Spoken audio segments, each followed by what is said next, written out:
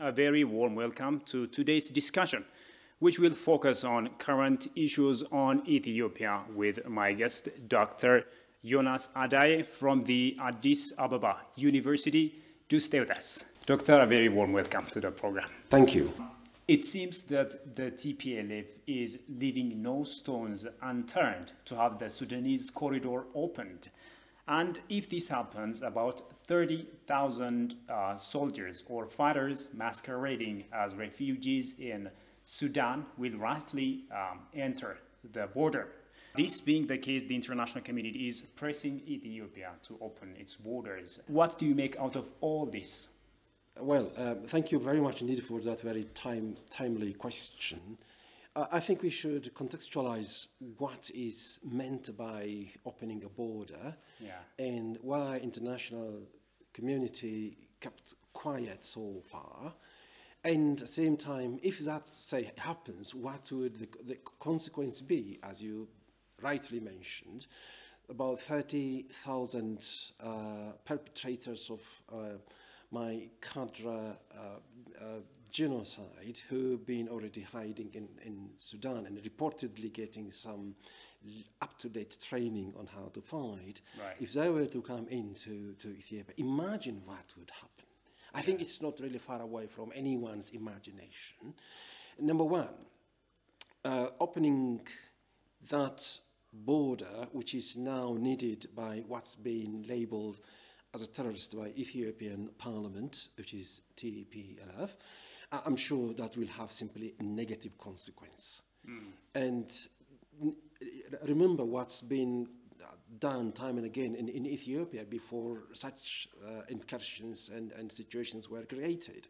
Ethiopian government has been stretching its hand to come to tables to discuss all differences and settle them so that let's build a nation and a peace, that's lasting peace. So during those times, the Western or international community, so labeled these days, said nothing, because what they wanted was TPLF to continue in power, for they have been remote controlling it far from there.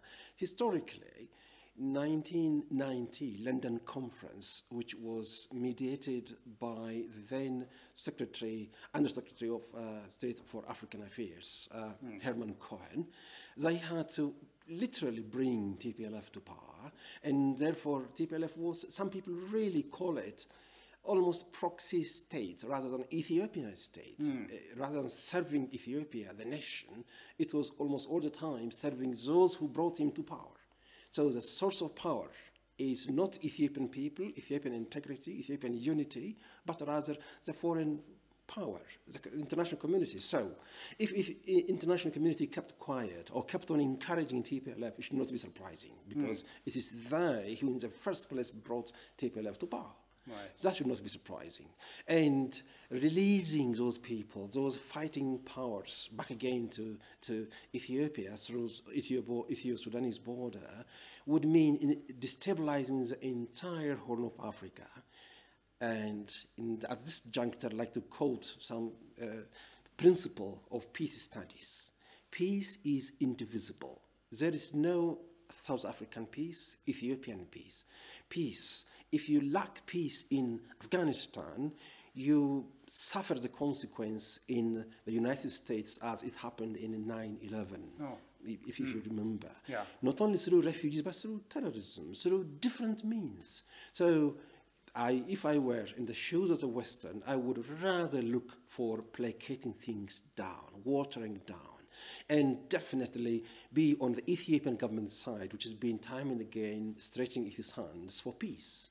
So I'm sure they would come back. So let's be also careful here. It's not all the West. It's not all Western communities. It's not also international community. Only few people who, I wouldn't say manipulated, but remote controlled TPLF into power. It is they who have been so far masterminding. And so that should be understood contextually. Sudan is now a clear and also a present security threat to Ethiopia by providing shelters to these soldiers or fighters masquerading as refugees in Sudan. So what must Ethiopia do to avert potential threats coming from its neighbor? This takes us back to political philosophy, that every nation, every state, every government is responsible to take care of its national integrity and unity. And most important, preserving peace and security its very people. So it is Ethiopia's sacred responsibility to take care of its own people, and at the same time definitely keep its borders, which is internationally known already. And having said that, I like to also qualify the word Sudan. Rather than Sudan, Sudanese current government. Oh. Sudanese people are always our friends, to be honest. The same is true with American people, with Western as a whole. We have always been working together. Some of us were educated, we are working together. So honestly speaking, whenever we really people are talking about people, context is key. Context matters. So it's only the region that definitely happens to time again provoke Ethiopia by even sometimes bringing its very troops to the border and creating border skirmishes and occupying some of Ethiopian sovereign territory. So these are again with clear agenda, which is hidden agenda at the same time, in relation to the Ethiopian Renaissance Dam. How to manipulate Ethiopia's growth, how to dwarf it in international arena, and so that they may build their own regional hegemony, which is not acceptable at all. So, what should be done? Definitely, there are so many ways to do things. As it's been time and again reiterated, sure, through talking, dialogue, facilitation, negotiation, mediation, they're on the table. And at the same time, again, you have all the means to discuss with people. As I said, Sudanese people are really the most friendly people. And it is really, the very people can also even put pressure on their own government as well. We can hear, we can see that's going on. We should also be careful of the military and the civilian government in Sudan. Yeah. And a lot of instabilities. Sudanese peace is Ethiopia's peace. Ethiopia's peace is Eritrea's peace. Ethiopia's peace is the peace of the world. So you can't destabilize one country and then claim that you're going to have a peace. Not at all. Quick research-based evidence. Let me just tell you, any country contagious, just bordering any other country which is at war, it is 50 to 70% likely that it too will have another war through what we call spillover effect, through refugees, through flow of small arms and light weapons. That destabilizes immediately. It affects on the fuel, on the crops, on the cereals, on, Horn of Africa is almost, as you know very well, it is pastoral society. You can see the flow of people. So easily you can't have peace by attacking Ethiopia's peace. You can't have peace in Sudan. So they should also think again, see seriously, because it is just as if they are biting their own fingers rather than fighting with Ethiopia. Indeed. Now, the West has obviously opted to remain silent, apparently turning a deaf ear, if you will, to the pleas of Ethiopia for fairness. Take, for instance, the massacre committed at Maikadra. Of course, you touched it previously. It is conveniently overlooked, and TPLF's drama about mass graves is being taken for granted. Why? Given the previous context we tried to depict, it is not surprising at all. Some people would suspect whether the West want. When we say the West, again, we should really define this very clearly. Some Western powers. All right. Some. Just, I would say, very few, really. Whether they really are interested in benefiting from destabilizing Horn of Africa. Have they benefited by destabilizing Afghanistan? What's happening as we speak here today? What's happening in Afghanistan after 20 years of Western intervention in Afghanistan? What happened in Libya? What happened in Syria? What happened in Iraq? Does it really benefit the West? Aren't they themselves really stuffed and smoked and chopped up with refugees and sometimes in lawlessness in their own very country? Aren't they really facing those problems themselves? Isn't it really an excellent option to build peace rather than building wall and destabilizing already normal countries, or at least poor countries which are suffering from poverty? So honestly speaking, so qualifying few Western countries, and if they are not listening to what's Ethiopia time and again, please just appealing to understand. I can also see some positive things, for instance, when Martin Grips, after having visited, I'm sure he's given fair assessment to my understanding. And at the same time, again, even Samantha herself, after having visited, not the way she came in, but after having realized what is on the ground, you can see some qualified statements rather than bold and sometimes almost unexpected statements from diplomatic circle. So that being the case, to me, they're not listening to Ethiopia's plea time and again is simply in accordance with their own previous set agenda that TPLF should continue, because it could easily be taken as a puppet government that can very easily execute whatever the West puts as an agenda, which can also, if they wanted it to fight China or Russia or anyone that could compete with the West's benefit, West's interest, then they would not be happy if a government with strong national feeling, having legitimacy of the entire people, nearly 40 million people voting for this government to continue to work for Ethiopia, making peace with regional powers, with regional countries such as Eritrea, with Djibouti, Somalia, South Sudan, even Sudan and Kenya. Then they may not like this because it's going to be independent African identity. They may not need this one, which to me is paradoxical, really paradoxical, because you need, if you want peace, we say prepare for peace, not if you want peace, prepare for war, which is realism, which doesn't work, which really now we can see in the world, that people really are suffering as a result of war, this war solution. And the best example came out by a well-known diplomat, 2021, in his book called The Stupidity of War. And it explains the failure of American foreign policy. Reading that would maybe give some of the answers that we are really raising as a question for discussion here. It looks like some USA government officials are enabling the TPLF terrorist groups to have the upper hand while undermining Ethiopia. So how can a terrorist group, a terrorist organization, be helped to such an extent by such a country as the United States of America? I think, and this is quite the right question, I fully endorse that. Yes, but it to me seems to be founded on entirely false propaganda. They were fed by what's been labeled as terrorists by the Ethiopian government. But let me just here quickly correct some of the data in record. 2014, American Homeland Security labeled TPLF as terrorist. Before Ethiopian government labeled it, it is the US government itself that already termed TPLF as terrorist. Let's be really clear with that. Let's make no mistake on that. And to answer your question precisely, number one, they were fed with false propaganda about Ethiopia.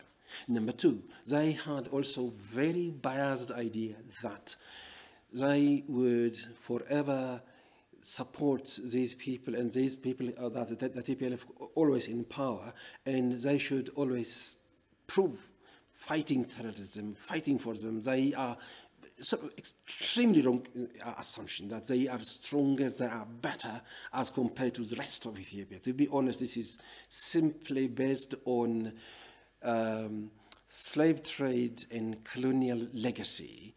I'll take only two references here. One goes back to 18th, 19th century by Hegel.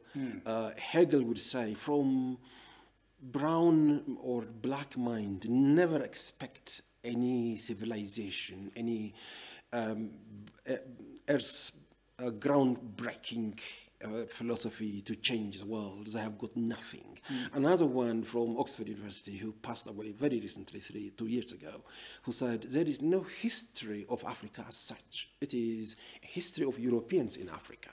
So these really undermining the black race, Africa as a whole, have been the origin for these people to assume, to bias, because you can really see what happened in America, what's happening in America on the black as a whole. Yeah. So that is continuation of this biased thinking, this framing of the black, the race, and again from them not expecting any good thing to come out, as if Africa is not a cradle of human being or cradle or source of civilization, as if Africa is not contributing at all.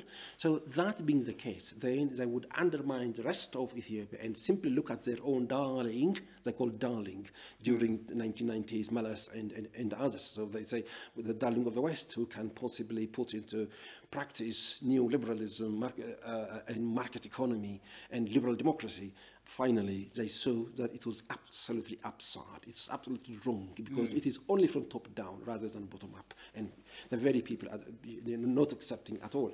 So these biases made their decision biased, because we say always in philosophy, if you start with wrong premises, your conclusion is also wrong. All right. Such an unfair treatment by the so-called international institutions like the UN is not new to Ethiopia. We can recall the League of Nations and also the threat of sanctions against both Ethiopia and Eritrea in the past war. Why do they prefer to follow such course of action, in your view? In my view, this goes back to the ABC of international relations. That is, there is no permanent friend, but there is permanent national interest. So the national interest, if you really happen to see American foreign policy, you could say it doesn't support any regional hegemony, any independent thinking country. Cuba is the best example, if you like, to be honest. And there are many other countries in the world being time again challenged by the US, simply because these people happen to be independent or interdependent with others on equal footing. So if Eritrea and Ethiopia are to be cooperated, and if these these countries become independent from being Western satellite, then the Western darlings might lose their balance, because there are some people, some countries, where the West are more interested in, so as to deal with the Middle East. And if Ethiopia becomes more hegemonic, more powerful economically, if Eritrea becomes more economically strong, and then that would maybe threaten the economic interest, national interest of the US particularly, and maybe some of the Western countries as well. So that is a fundamental assumption that their national interest mattered most, at most. As a result, then they had to opt for imposing any possible sanction on these two countries so as to debilitate and weaken them, and then they remain always puppets or wanted states, not only failed, collapsed, fragile, but always dependent parasite in looking for any policy from those Western countries. So, whenever they were asked to do this, not why, but how much.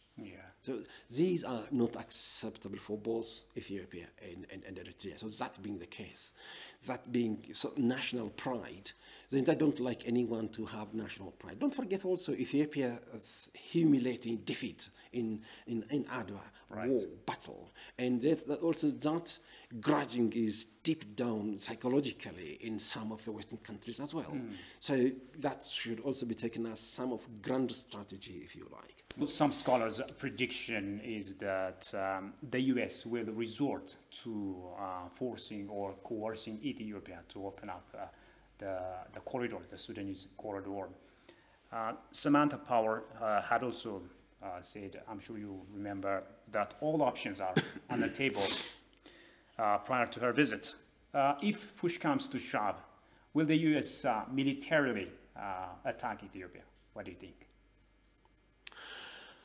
I would have refrained from saying almost any bold statement on that. So I hope there are really very wise people in the U.S. foreign policy circle, and you can see what has been done by the U.S. flagrant intervention in other countries, and what's happening after 20 years, as I said earlier, in Afghanistan. What's happened, that's also causing even chaos in the US Congress as well, seriously speaking.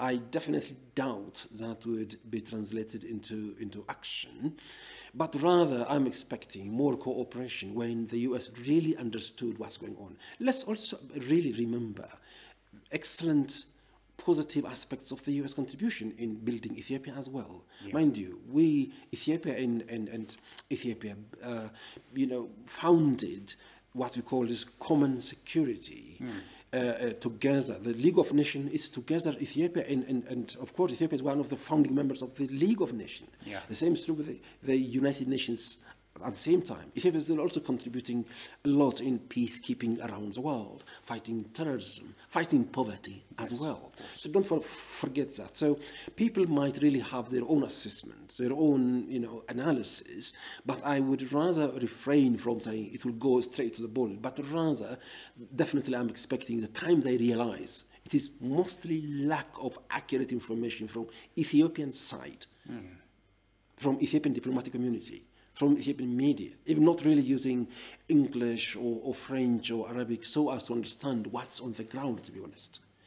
So once they really have sufficient data, necessarily sufficient data, I'm sure that they are open to discuss. You must have seen what our former ambassador, Dr. David Sheen said, or Professor David Sheen said. Right. And again, Mr. Tibonage the other day, what he posted. You can also talk about what as I just mentioned a moment ago, who was mediating during the transition from the military government to EPRDF. They all really have been now coming to the reality, to understanding it. So I'm expecting some change of heart and change of mind. Finally, what's your message to the diaspora communities and also to friendly countries that are standing by Ethiopia in unveiling the realities on the ground in Ethiopia? To the diaspora first. Beloved, respected Ethiopian diaspora, we're proud of you with what you really are doing currently. You have shifted almost the paradigm, the mind set as a whole, I can proudly say, because what used to be the Ethiopian diaspora definitely opposing the government all the time, going to different embassies, gates. But this time, you are standing for your country. We're proud of you. Please keep the momentum up. This time, focusing on the economic front as well, as you've been contributing time again for our dam by saying, this is my dam. And that is absolutely goes down to history. That's glorious history is being made by you. And we really want you to continue your excellent job, which you really have started, sometimes even individually, but most of the time collectively with our Eritrean brothers and sisters. Please, let's keep that momentum up. Thank you so very much indeed, and keep it up. So the Ethiopian friendly people, you have always been for Ethiopia, and we saw our neighboring countries, in particularly the UN Security Council, from our brotherly country from Kenya and from many others across Africa as a whole, and from around the world. You definitely show the world that thou shalt know the truth, and the truth shall set you free.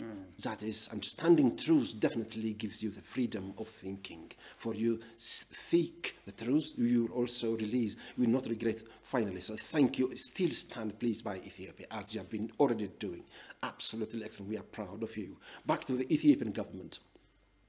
I think Ethiopian government must really is here to be appreciated for what's been doing. But there are areas that should improve. One, keeping the unity of Ethiopia as a whole. So far, it is simply excellent. And Ethiopian people 3 times asserted their support, their trust in the current government, the change leaders.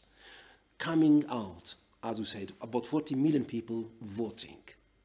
and even opposition parties who all stood not for their power but for their country. We are proud of you. Please keep on standing for your country. The government, again, should, as much as possible, inform people on a regular basis, because people really trust you, and therefore to maintain this trust time and again, rather than people going to Facebooks or YouTubes or different propaganda, let them get right information on a regular basis. That definitely keeps the momentum up. Secondly, Ethiopian people again approved the dam, and you can see. And thirdly, you can see Ethiopia reuniting. That is, the children, the men and women, young men and women, definitely devoted, committed themselves to protect motherland, Ethiopia. So that the 3 points are out there, and we have also a lot yet to come. A bright future is really on the horizon. So if we are united, more united than ever before, I think we are the winners. So the people of Ethiopia, once again, let's develop critical thinking rather than simply listening to propaganda. Let's really get the information from right source. Let's keep on standing behind the Ethiopian government, supporting it at whatever level we can. Teachers like myself in teaching, being honest, the media people here working, people in farming, in trading, in every trade we are. Let's support, and we are definitely assured that we can go from this blinding darkness to bright future, which is just on the horizon. And most important, because we are walking in the path of truth, the Almighty Creator, God, Allah, is with us. Thank you very much indeed. Dr. Yonas, thank you so much for your time and perspectives. Thank you very much indeed. Thank you for having me as well. And with that, we come to the end of today's discussion. Many thanks for your company so far. Until I see you next time with another program, it's goodbye from Ishfara and my colleagues here at the studio. Bye-bye.